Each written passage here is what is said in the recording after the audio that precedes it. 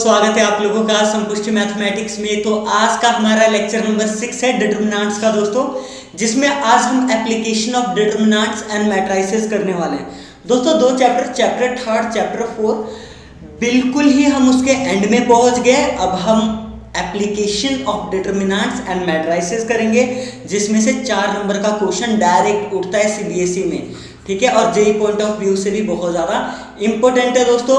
So let's begin. दोस्तों शुरू करने से पहले प्लीज़ यदि आपने चैनल को सब्सक्राइब नहीं किया तो प्लीज़ सब्सक्राइब कीजिए और चैनल को अपने दोस्तों के साथ ज़्यादा शेयर कीजिए, है ना, क्योंकि ऐसी वीडियोस बनाने में बहुत ज़्यादा मेहनत लगता है और जब आप हमें सपोर्ट करते हैं तो बहुत ज़्यादा इंस्पिरेशन सा मिलता है। ओके दोस्तों, तो ज़्यादा देर नहीं करते हम लोग और हम स्टार्ट करते हैं अपने लेक्चर को, ठीक है। सो application of determinant and matrices में दोस्तों अच्छा दो चीज़ आएगा, कंसिस्टेंट सिस्टम और इनकंसिस्टेंट सिस्टम को पहले समझते हैं कि सिस्टम ऑफ इक्वेशंस को कंसिस्टेंट हम तब कहेंगे जब हम कोई ना कोई उसका सॉल्यूशन एग्जिस्ट करता होगा। जैसे कि application of determinants and matrices में आप क्या करने वाले हो, आपको पता ही है कि linear equation in 2 variable, in 3 variable आपको ऑलरेडी सॉल्व करने आता है, ठीक है। तो दोस्तों हम डिटरमिनेंट और मैट्रिसेस का यूज़ करके भी हम उसे सॉल्व कर सकते हैं, ठीक है। 3 वेरिएबल्स एक्स वाई जेड वाला और 3 इक्वेशंस को साइमल्टेनियसली सॉल्व कर सकते हैं, ठीक है। तो ऐसे सिस्टम जिनका कुछ ना कुछ सॉल्यूशन होगा उनको कंसिस्टेंट कहेंगे, और ऐसा सिस्टम है ना, ऐसा इक्वेशन का सिस्टम मतलब जिसका सॉल्यूशन ही एग्जिस्ट नहीं करता हो, जिसका सॉल्यूशन ही क्या ना करता हो, एग्जिस्ट ना करता हो, तो उसको आप क्या कहोगे, उसको आप इनकंसिस्टेंट सिस्टम कहोगे। देखो जिसमें कुछ एग्जांपल देना चाहता हूँ आपको। जैसे दो इक्वेशन है, ठीक है, यहाँ पे अगर यहाँ पे x और y की वैल्यू एग्जिस्ट करती है तब तो ये सिस्टम ऑफ इक्वेशंस कंसिस्टेंट है। अगर x और y की वैल्यू एग्जिस्ट नहीं करती है तो ये इनकंसिस्टेंट है, ठीक है। तो कंसिस्टेंट और इनकंसिस्टेंट दोस्तों हम यूज़ करेंगे बारी बारी, ठीक है। अच्छा देखो, तो एप्लीकेशन में हम जो करने वाले solution of system of linear equations using inverse of a matrix, ठीक है। सपोज यहाँ पे 3 इक्वेशंस आपके पास, ठीक है दोस्तों, a1x प्लस b1y, ठीक है, plus c1z is equal to d1, a2x plus b2y plus c2z is equal to d2, a3x plus b3y plus c3z is equal to d3। 3 equation आपके पास और 3 वेरिएबल्स है इसमें, x है, y है, z है।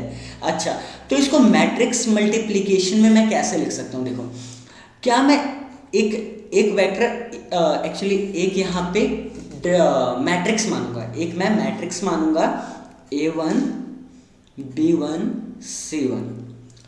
अब देखो मैं कैसे मान रहा हूँ, जो पहला वाला लीनियर इक्वेशन है उसका a1 का कोफिशिएंट, सॉरी x का कोफिशिएंट, y का कोफिशिएंट और z का कोफिशिएंट, यानी a1 b1 c1।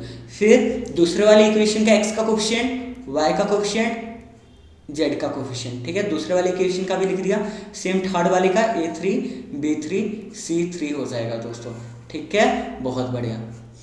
और यहाँ पे आप एक और मैट्रिक्स मानेंगे x किसके इक्वल होगा x y z के इक्वल होगा, ठीक है। एंड जो आप थर्ड मैट्रिक्स मानेंगे उसे आप मानेंगे b आप ये जो राइट हैंड साइड है तीनों इक्वेशन के दोस्तों, d1 d2 एंड d3, ठीक है, इसे आप मानेंगे। तो देखो मैट्रिक्स मल्टीप्लिकेशन के हमने बहुत से क्वेश्चन ऑलरेडी किया हुआ है, तो क्या यहाँ पे कुछ दिख रहा है आपको लगता है कि जब मैं a को अगर x से मल्टीप्लाई करूंगा तो ये b आ जाएगा? ऐसा लग रहा है, नहीं लग रहा है आपको?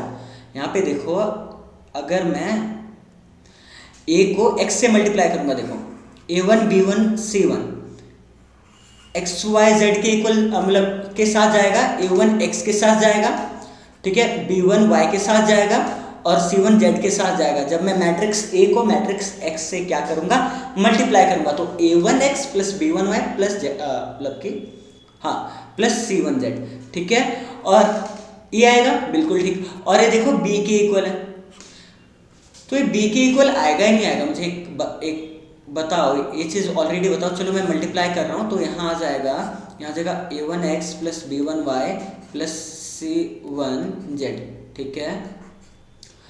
तो दोस्तों यहाँ सेम जब आप रो 2 को आप मल्टीप्लाई करोगे इसके कॉलम के साथ, तो a2x plus b2y plus c2z, और जब आप यहाँ पे रो 3 को मल्टीप्लाई करोगे इसके साथ, ठीक है, ax, तो a3x के साथ जाएगा, ठीक है, a3x, okay, plus b3y plus c3z। और दोस्तों ये किसके इक्वल है? आपको लगता है कि ax plus a1x plus b1y plus c1z d1 के इक्वल है, और दूसरा वाला d2 के इक्वल है, तीसरा वाला d3 के इक्वल है। तो ये d1 के इक्वल है पहला वाला, दूसरा d2, ये d3। तो दोस्तों ये आपको क्या दिख रहा है? ये हमने मल्टीप्लाई किया ax, और राइट साइड आ रहा है b, राइट हैंड साइड क्या आ रहा है b। तो हम इस तरीके से प्रोसीड करेंगे, ठीक है। कोई भी हमें लीनियर इक्वेशन दिया होगा दोस्तों, हमें कोई भी क्या दिया होगा? लीनियर इक्वेशन दिया होगा, ठीक है। तो आप क्या करोगे? एक्स वाई जेड के कोफिशिएंट को मैट्रिक्स मान लोगे। जैसे a1 मैट्रिक्स A मान लोगे, a1 b1 c1 a2 b2 c2 a3 b3 c3। देखो बहुत सारे क्वेश्चंस करेंगे तो आपको घबराने की जरूरत नहीं है, एंड तक अच्छे से समझ आ जाएगा, ठीक है। फिलहाल तो थ्योरी पढ़ लेते हैं, अभी देखना क्वेश्चन कर लेंगे। और आप x किसे मानते हो? Capital X, x y z को मानते हो, ठीक है ना। और b किसे आप मानते हो? d1 d2 d3 को। ये सारे क्या है? कॉलम मैट्रिसेस है, ठीक है। ये 3/1 का 3 रो, हाँ ठीक है।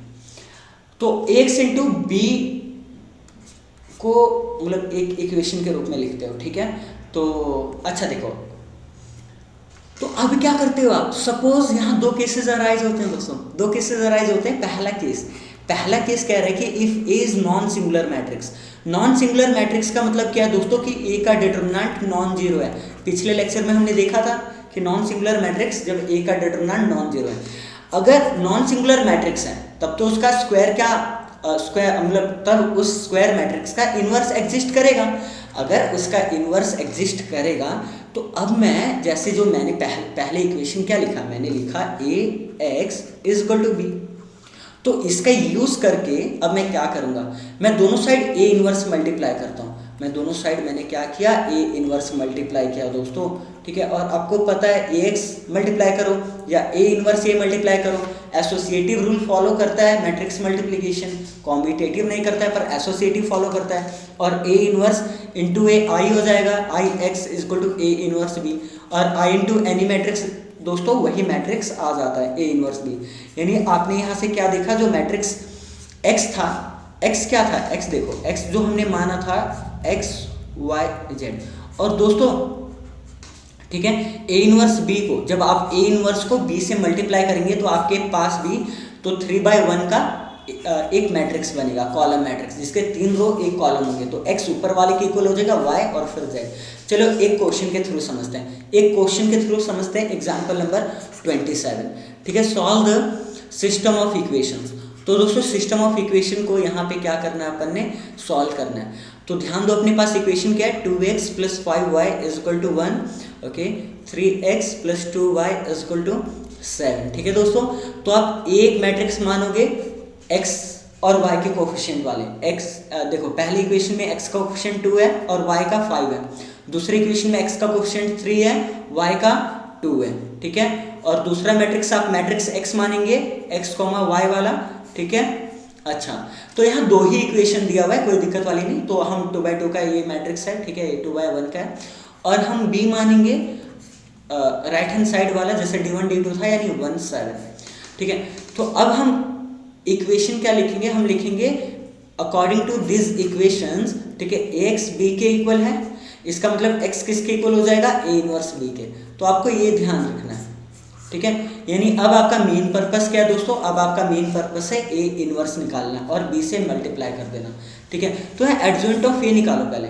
नाउ हम a इनवर्स निकालने का प्रोसीजर शुरू करते हैं, ठीक है। एडजॉइंट ऑफ a निकालो पहले। एडजॉइंट ऑफ a किसके इक्वल था? ठीक है, हर एक एलिमेंट का दोस्तों, हर एक एलिमेंट का आप कोफैक्टर लेते हो और होल ट्रांसपोज कर देते हो, ठीक है। और इसका एडजॉइंट निकालना तो बहुत आसान है, ठीक है। इन डायगोनल एलिमेंट्स को आप एक्सचेंज करते हो 2 2, और इनका जस्ट आप साइन चेंज करते हो, -5 -3 इज इट, ठीक है। बहुत बढ़िया। अच्छा, एडजॉइंट निकालने तो बहुत आसान है ना, तो ये ट्रांसपोज रहने दो। ट्रांसपोज नहीं है एक्चुअली, मैं इसे इरेज कर देता हूँ। देखो ट्रांसपोज निकालने के दो तरीके होते हैं। 2x2 का मैंने आसान तरीका क्या बताया था कि फर्स्ट जो डायगोनल मैट्रिक्स है उसे आप एक्सचेंज करो, और सेकंड जो डायगोनल एलिमेंट है, फर्स्ट डायगोनल एलिमेंट को एक्सचेंज करना है, सेकंड डायगोनल एलिमेंट को आपने क्या करना है, सेकंड डायगोनल एलिमेंट को आपका साइन चेंज करना है, उन दोनों का बस आपको साइन चेंज करना है, ठीक है। तो यहाँ पे देखो, अगर फिर भी नहीं आया तो मेरा पिछला लेक्चर आप जाके देख सकते हो। एडजॉइंट ऑफ ए निकालने का एक और तरीका होता है कि आप हर एक एलिमेंट का क्या ले लो,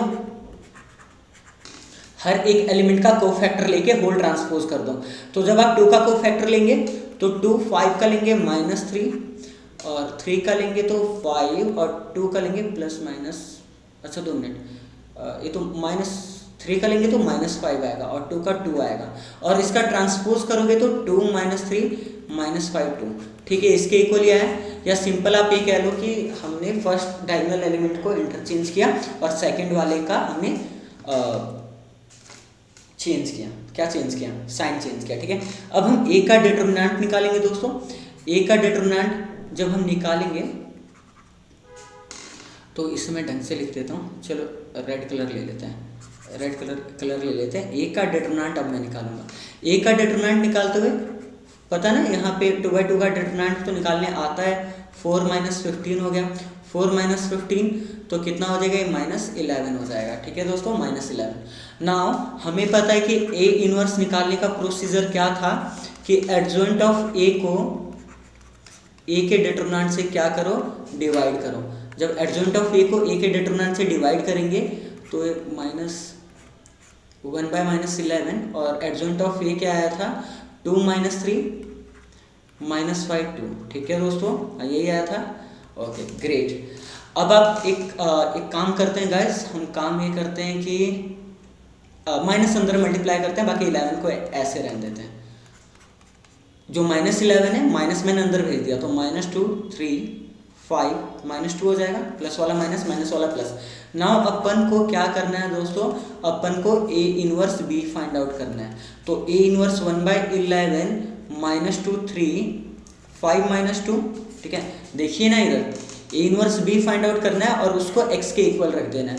तो ए इनवर्स तो चलो निकाल लिया, और b किसके इक्वल आया था, 1 7, ओके 1 7। जब आप 1/11 इधर है तो मल्टीप्लाई करो फर्स्ट रो को कॉलम से, तो ये -2 + 35 आया, ठीक है।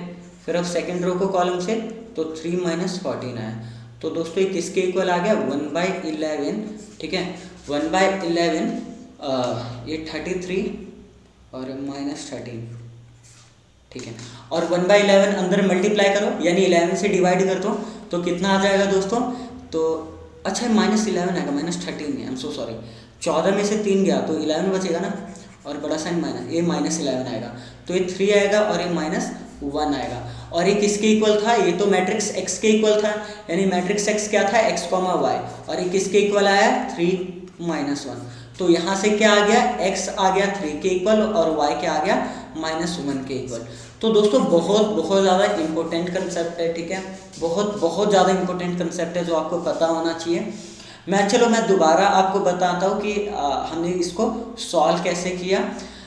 तो कभी भी ऐसा है कि मैट्रिक्स मेथड का, जैसे क्वेश्चन में आपको दिया होगा, solve the following system of equations using matrix method, ठीक है। तो दोस्तों 4-4 नंबर के क्वेश्चन आते हैं, इवन 5 नंबर के भी आए हैं, ठीक है। सो प्लीज़ इन क्वेश्चनों को करना बहुत ज़रूरी है, तो ध्यान से समझना है। हो सके तो लेक्चर आप दोबारा देखो दोस्तों, और प्लीज़ सब्सक्राइब करो चैनल को और दोस्तों के साथ शेयर करो। पर कॉपी और पेन लेके बैठोगे तो पक्का समझ आ जाएगा। तो पहला इक्वेशन लिखा, दूसरा इक्वेशन लिखा, ठीक है। तो x और y के कोफिशिएंट को हमने मैट्रिक्स A दिया, जैसे 2 5 3 2। मैट्रिक्स x हम x y को दे दिया, और b राइट हैंड साइड को 1 7। तो हमने देखा कि ax = b के इक्वल होता है, यानी x A इनवर्स b के इक्वल होता है। तो मेन पर्पस हमारा क्या हो गया, मेन पर्पस हो गया A इनवर्स निकालना। पर दोस्तों A इनवर्स किसके इक्वल होता है, A इनवर्स तो होता है adjoint of A by A determinant. तो इसलिए मैंने एडजॉइंट ऑफ A निकाला यहाँ पे और A डिटरमिनेंट निकाला। Clear is, after calculating A inverse हमने A इनवर्स B निकाला, और वो x के इक्वल तो था ही पहले से, देखो ये तो x के इक्वल ही था। तो हमने इक्वेट किया जब, तो x यहाँ से 3 के इक्वल आ गया, और y किसके इक्वल आ गया, -1 के इक्वल आ गया। आई होप आपको समझ आया। तो दोस्तों ये बात थी जैसे केस केस वन में आपने देखा कि ए का डिटरमिनेंट नॉन जीरो है तो कुछ ना कुछ सॉल्यूशन आता है और ऐसे सॉल्यूशन यूनिक सॉल्यूशन आता है, ठीक है। यहाँ पे आपने देखा जो अभी हमने एग्जांपल सॉल्व किया, ए का डिटरमिनेंट नॉन जीरो था, जैसे -11 आया था, ए का डिटरमिनेंट नॉन जीरो था, क्योंकि ये दोस्तों नॉन जीरो था, ठीक है। तो इसीलिए हम कह सकते हैं कि इसका इन्वर्स एग्जिस्ट करता है, और जो सॉल्यूशन ए का इन्वर्स और जो सॉल्यूशन होगा इक्वेशन का वो यूनिक होगा। इक्वेशन का जो सॉल्यूशन होगा वो क्या होगा, यूनिक सॉल्यूशन होगा। आप देख सकते हो कि x की एक वैल्यू आई और y की भी एक वैल्यू आई, x की आई थिंक 3 आई है और y की -1, ये आई है ना, हाँ ठीक है, x की 3 आई है और y की -1। तो दोस्तों देख सकते हो कि यहाँ पे यूनिक सॉल्यूशन है। तो जब a का डिटरमिनेंट नॉन जीरो है तो ये क्या होता है, यूनिक सॉल्यूशन आता है। दोस्तों what will happen when a determinant will be zero, यानी इक्वेशन दिया हुआ है, ए मैट्रिक्स भी लिख लिया, पर ए का डिटरमिनेंट निकालते हुए ही ए का डिटरमिनेंट ही जीरो आ गया, तो ए का इन्वर्स कैलकुलेट करना ही पॉसिबल नहीं है, क्योंकि ए का इन्वर्स होता है एडजॉइंट ऑफ ए बाय ए का डिटरमिनेंट, और क्योंकि ए का डिटरमिनेंट जीरो के इक्वल आ गया तो आप इसे कैलकुलेट तो नहीं कर सकते हो, यानी A inverse does not exist. तो आप क्या करोगे उस केस में, तब आप adjoint of A into B निकालोगे। दोस्तों adjoint of A into B क्यों निकाल रहे हो, ये चीज़ समझना बहुत आवश्यक है। देखो आपको पता है कि matrix A into adjoint of A किसके इक्वल होता है, ए का डिटरमिनेंट इंटू आई के इक्वल होता है। अगर ए का डिटरमिनेंट ही जीरो आ गया, अगर दोस्तों ए का डिटरमिनेंट ही जीरो आ गया तो एडजॉइंट ऑफ, ठीक है, एडजॉइंट ऑफ ए भी जीरो के इक्वल होना चाहिए, यानी adjoint of A into B भी किसके इक्वल होना चाहिए, जीरो के इक्वल होना चाहिए। तो अगर adjoint of A into B zero के इक्वल आ गया तब तो left hand side right hand side के इक्वल है। देखो अगर ए का डिटरमिनेंट जीरो है तो adjoint of A into B calculate करोगे, अगर adjoint of A into B भी जीरो के इक्वल आ गया तब तो आप कहोगे कि left hand side right hand side के इक्वल है, और सिस्टम अच्छा सिस्टम फिर क्या है, सिस्टम आप देखोगे कि यहाँ पे ठीक है, देन द सिस्टम में बी आइदर कंसिस्टेंट और इनकंसिस्टेंट। तब कंसिस्टेंट हो सकता है, अगर कंसिस्टेंट होगा तब इन्फिनिटली मेनी सॉल्यूशंस होंगे। क्या होंगे, इन्फिनिटली मेनी सॉल्यूशंस, ठीक है। और जब adjoint of A into B non zero के इक्वल है तब आप कहोगे कि सॉल्यूशन एग्जिस्ट करता ही नहीं है और ये क्या है, इनकंसिस्टेंट है। अगर adjoint of A into B zero के इक्वल आया तो ये तो या तो कंसिस्टेंट होगा तो इन्फिनिटली मेनी सॉल्यूशन होगा। अगर adjoint of A into B non zero equal आया यानी जीरो के इक्वल नहीं आया तो left hand side right hand side के इक्वल नहीं है, आप कहोगे इनकंसिस्टेंट है। क्लियर है, आई होप। अगर देखो उसे समझने में दिक्कत हुई हो तो मुझे कमेंट कर देना, मैं दोबारा वो कंसेप्ट लेके आ जाऊंगा। फिलहाल तो आज का पर्पस वैसे भी उतना इंपॉर्टेंट नहीं है, सीबीएसई पॉइंट ऑफ व्यू से जे के लिए मैं स्पेशल वीडियो बनाने वाला हूँ, ठीक है, टेंशन नहीं है। फिलहाल तो क्वेश्चन करना जरूरी है इसलिए मैं मूव ऑन करता हूँ। अभी देखो सॉल्यूशन देखो यहाँ पे कि solve the following system of equation by matrix method. दोस्तों तो बाय मैट्रिक्स मेथड से सॉल्व करना है, एक्स वाई जेड की वैल्यू निकालनी है, ठीक है।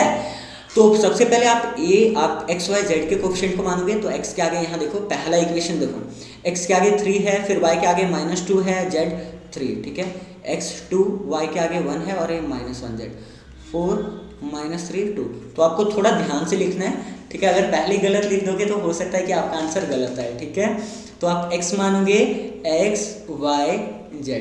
दोस्तों z को मैं ऐसे बनाऊंगा ताकि 2 और z में कंफ्यूजन ना हो, ठीक है। और आप b मानोगे दोस्तों, b को आप 8 1 4, ठीक है, 8 1 4 राइट हैंड साइड को b मानते हो, ठीक है। नाउ आपको पता है कि ax किसके इक्वल होता है, ax होता है b के इक्वल, यानी x किसके इक्वल हो गया, a इनवर्स b। तो अब मेरा मेन फोकस a इनवर्स निकालने में होगा, मेरा मेन फोकस कहाँ होगा दोस्तों, ए इनवर्स निकालने में होगा, ठीक है। तो ए इनवर्स निकालने में होगा तो पहले तो एडजॉइंट ऑफ ए निकालना होगा मुझे, ठीक है, एडजॉइंट ऑफ ए निकालना होगा। तो एडजॉइंट ऑफ ए के लिए मैंने आपको क्या बताया, आई होप मेरे पिछले लेक्चर्स आप लोगों ने देखे हैं, नहीं देखे तो प्लीज़ आप देख सकते हैं एडजॉइंट का, ठीक है, छोटा सा लेक्चर है। तो एडजॉइंट ऑफ ए का कि जो ये मैट्रिक्स है 3/3 का, हर एक एलिमेंट का कोफैक्टर लो और होल ट्रांसपोज कर दो, टी लिखो या डैश लिखो, टी लिखो या डैश लिखो, मतलब ट्रांसपोज होता है। तो जब आप 3 का है ना, ये थोड़ा लंबा प्रोसीजर हल्का सा होता है दोस्तों, विद प्रैक्टिस बहुत आसानी से आ जाएगा आपको, ठीक है। पहले एलिमेंट A11 यानी 3 का मैं एडजॉइंट निकालना चाहूँगा, तो 3 का तो ये आ जाएगा, तो ये मैं रफ वर्क के लिए यूज़ कर लेता हूँ इसे। 3 का तो आप फर्स्ट कॉलम भूल जाएंगे, तो 2 -3 -1, तो ये -1 आ जाएगा। -2 का जब आप कैलकुलेट करेंगे, तो जब आप -2 का कैलकुलेट करेंगे तो फर्स्ट रो सेकंड कॉलम भूल जाओ, तो 4 + 4 8 हो जाएगा। पर आपको पता है plus minus plus alternatively change होता रहता है, तो यहाँ पे -8 आएगा क्योंकि +8 आ रहा था, तो -8 ठीक है। फिर आप 3 का करेंगे दोस्तों, 3 का करेंगे तो -3 -4, ये आ गया -7। ओके, 2 का first column second row, first column second row, तो -4 + 9 ये आएगा, ठीक है। -4 + 9 ठीक है, 5 आ गया, तो माइनस आएगा इधर, प्लस माइनस। ओके, 1 का तो सेकेंड रो सेकेंड कॉलम आप भूल जाओ, सेकेंड रो सेकेंड कॉलम भूलोगे तो यहाँ आ जाएगा 6, ठीक है। सेकेंड रो सेकेंड कॉलम 6 - 12, ये आ गया -6 के इक्वल, ठीक है, -6 के इक्वल, तो प्लस माइनस प्लस, ये -6 के इक्वल है, ठीक है। और -1 यानी थर्ड कॉलम सेकेंड रो, तो -9, ओके, तो -9 + 8, तो ये तो -1 आएगा, प्लस माइनस प्लस माइनस, तो ये 1 आ जाएगा, ठीक है। मैं मान के चल रहा हूँ दोस्तों, लेक्चर आपने देखा और आपको निकालने आता है, तो मैं थोड़ा जल्दी ज़रूर कर रहा हूँ, ठीक है। जब आप 4 का करोगे, फिर मैं स्लो करने की कोशिश तो कर रहा हूँ, ठीक है, क्योंकि मैं चाहता हूँ कि इसमें गलती हो, ठीक है। 4 का देखो, 4 कहाँ पे लाई कर रहा है, फर्स्ट कॉलम थर्ड रो में भूल जाओ उसको, तो 2 - 3 -1, ओके। अब -3 का निकालो, -3 का तो -3 -6, ठीक है, -3 -6 -9, तो प्लस माइनस प्लस माइनस, तो ये 9 होगा, -9 का प्लस हो जाएगा, ठीक है। और 2 का निकालोगे तो ये फाइनली 2 का निकालोगे तो ये आ जाएगा हमारा, थर्ड कॉलम भुला दो, तो ये 3 + 4 7 आ रहा है, इज इट, तो ठीक है, 3 + 4 ठीक है, 7 आ रहा है। अब इसका करना है आपको ट्रांसपोज, अब आपको इसको करना है ट्रांसपोज, तो एडजॉइंट ऑफ ए तब निकलेगा, तो इसलिए मैंने ट्रांसपोज का साइन ऊपर पहले लगा लिया था, पहले लगा के रख दो आप लोग। तो फर्स्ट रो फर्स्ट कॉलम बन जाएगा दोस्तों, यानी -1 -8 -7, -1 -8 -7, ठीक है। यहाँ पे -5 -6 1, -5 -6 1, ओके। और यहाँ पे -197 -197, आई होप यही है, ठीक है दोस्तों। अच्छा, नाउ ए इनवर्स निकालने के लिए ए के डिटरमिनेंट की भी ज़रूरत होती है हमें। वैसे ना मेरा मानो तो आप ए डिटरमिनेंट पहले कैलकुलेट कर लिया करो, ठीक है, ए डिटरमिनेंट आप पहले कैलकुलेट कर लिया करो। वैसे मैंने, चलो मैं अभी कर लेता हूँ, कोई दिक्कत वाली बात नहीं। ए डिटरमिनेंट जब मैं कैलकुलेट करूँगा क्या आएगा, तो I hope A determinant calculate करने तो आते ही आपको, तो ये आ जाएगा आई थिंक -1, ठीक है, 2 -3 ठीक है, तो माइनस और -2 अंदर आएगा, 4 + 4 8, 4 + 4, ठीक है। और यहाँ आएगा +3 -3 ठीक है। तो जब एक करेंगे तो -3, यानी इसे सॉल्व करेंगे, इसे करेंगे तो प्लस, ओके, +2 × 8 16, और इससे -21 क्योंकि -7 × 3 -21, अच्छा, तो -24 + 16, तो ये -8 के इक्वल आ रहा है। ओके, सो ए का डिटरमिनेंट दोस्तों -8 के इक्वल है, ए डिटरमिनेंट -8 के इक्वल है। सो कैन आई से ए इनवर्स किसके इक्वल होगा, ए इनवर्स होगा adjoint of A by A determinant, ठीक है, adjoint of A by A determinant दोस्तों। तो अब adjoint of A by A determinant, तो अब इसे आप -8 से आप -8 लिखोगे, पर मैं 8 लिख रहा हूँ, और मतलब ए डिटरमिनेंट से आप डिवाइड कर रहे हो, यानी -8 से डिवाइड कर रहे हो, माइनस में अंदर भेज देता हूँ, तो माइनस वाले प्लस हो जाएंगे, है ना, और प्लस वाले माइनस हो जाएंगे, ठीक। नाउ दोस्तों अगला स्टेप आता है। अब आप क्या करोगे, अब आपको पता है कि ए इनवर्स बी कैलकुलेट करना है आपने। ए 1/8 के इक्वल था और ए इनवर्स 187 यहाँ आएगा 5 5 6 minus 1 5 6 minus 1 okay 1 minus 9 minus 7 ठीक है ओके। और बी किसके इक्वल है, बी हमने लिया 814 ओके बी लिया 814। आई होप मैंने दोस्तों कैलकुलेशन में कोई गड़बड़ तो नहीं की होगी, अदरवाइज आप चेक कर सकते हो ठीक है। सो अच्छा तो फर्स्ट रो को कॉलम से मल्टीप्लाई करो तो 8 + 5 + 4 आ रहा है। सेकेंड रो को करोगे तो 64 + 6 माइनस 9 4 = 36 ठीक है। 7 8 = 56 होता है, -1 -28 ठीक है। ये कितना आ रहा है, ये आ रहा है ओके तो ये आ रहा है दोस्तों हमारा 17 ओके।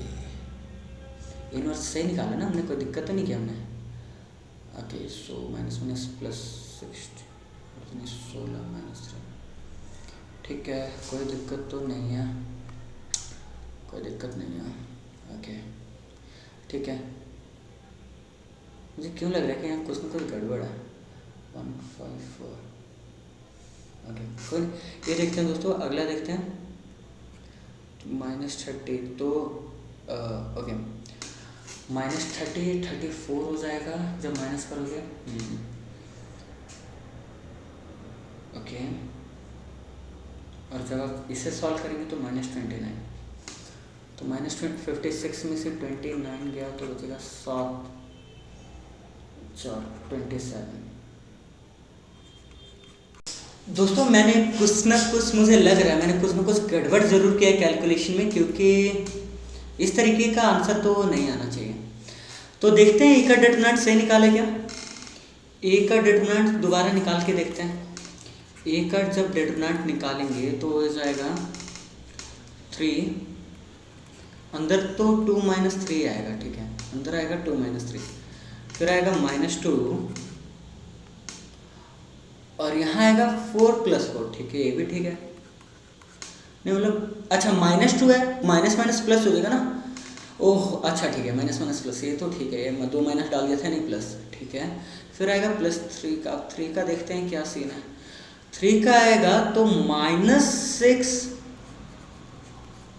-4 ओह माय गॉड, यहाँ पे दिक्कत हुई थी। तो दोस्तों ए का डिटरमिनेंट निकालने में जस्ट यहाँ से गड़बड़ हो गया, यहाँ पे -3 + 16 -30 आएगा। इट मीन्स तो ये आ जाएगा कितना देगा -33 तो ओके ये तो -17 आ रहा है, बिल्कुल ठीक। कितना आ रहा है -17 आ रहा है ओके बहुत बढ़िया, -17 आ रहा है।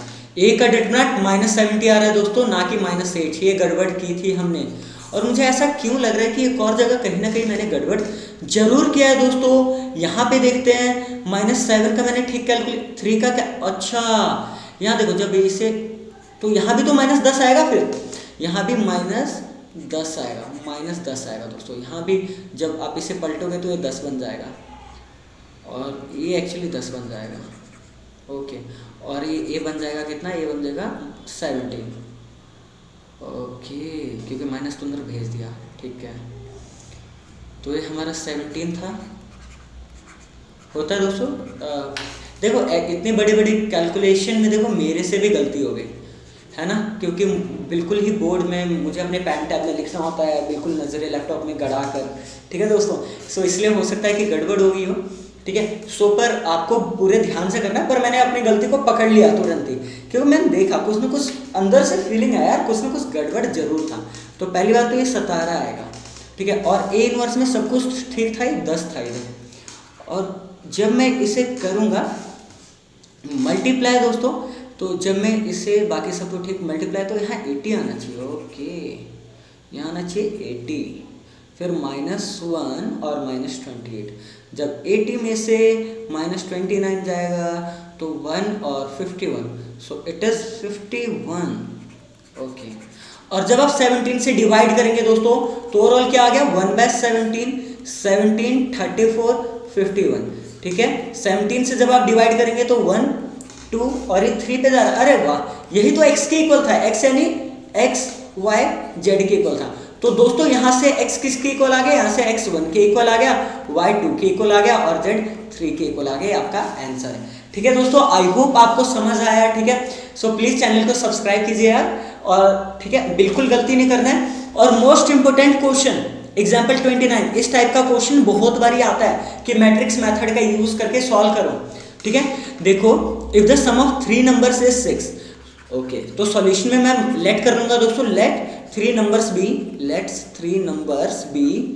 x, y and z। दोस्तों 3 नंबर को मैंने क्या मान लिया, x, एक को x, दूसरे को y और तीसरे को z मान लिया। ठीक है, और तीनों का सम कितना दिया हुआ है, तीनों का सम दिया हुआ है 6, यानी x plus y plus z कितना दिया हुआ है दोस्तों, 6 दिया हुआ है। पहला इक्वेशन आ गया। दूसरा, if you multiply the third number by 3 and add second number two it, तो जैसा कह रहे हैं ना वैसे करते जाओ।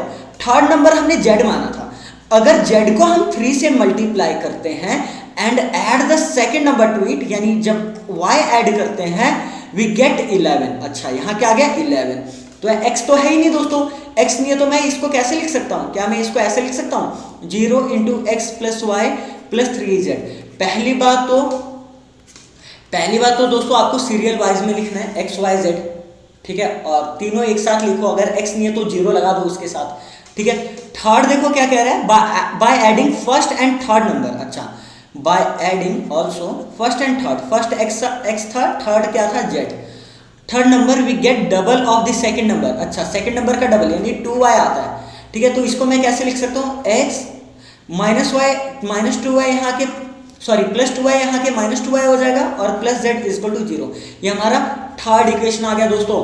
तो 3 इक्वेशन देखो, 3 इक्वेशन आ गया, एक आ गया x plus y plus z equal to 6, दूसरा आ गया 0x plus y plus 3z equal to 11। ठीक है दोस्तों, इज इक्वल टू व्हाट 11। ठीक है, और तीसरा आ गया x minus 2y plus z equal to 0। तो यहाँ से a आप लिख लोगे, ठीक है, x y z के कोफिशिएंट आप x लिख लोगे और आप यहाँ से b लिख लोगे और यहाँ से आप देखो आंसर तो निकाल लोगे दोस्तों। ओके दोस्तों, thank you so much. Please channel को सब्सक्राइब करो। अगर कोई भी फिर भी अगर डाउट रहेगा तो मुझे कमेंट करो, मैं वीडियो ज़रूर लेके आ जाऊँगा।